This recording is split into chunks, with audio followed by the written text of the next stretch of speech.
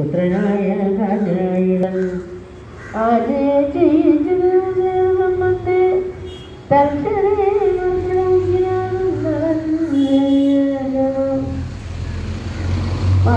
മറ്റൊരു വിശുദ്ധ രാമായണ മാസം കൂടി കടന്നു വന്നു.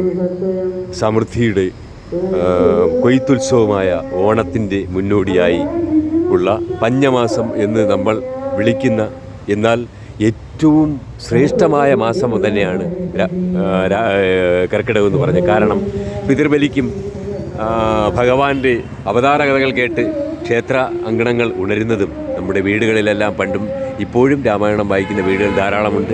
രാമ എന്ന് ഉച്ചരിച്ചാൽ പോലും മോക്ഷം എന്നാണ്. സഹസ്രനാമ തത്തുല്യം രാമനാമം എന്നാണ്. ഇത് ഗോപകുമാർ, പുതിയകാവിൽ കിളിമാനൂർ ക്ഷേത്രത്തിൽ നിന്നും. ഭഗവാന്റെ അനുഗ്രഹം എല്ലാവർക്കും ഉണ്ടാവട്ടെ. എൻ്റെ ചാനൽ സബ്സ്ക്രൈബ് ചെയ്യാത്തവർ ദയവായി സബ്സ്ക്രൈബ് ചെയ്ത് ഡിവോഷണൽ മോട്ടിവേഷണൽ സ്പീച്ചസ് എല്ലാം നിങ്ങൾക്ക് ഈ ചാനലിലൂടെ ലഭിക്കും.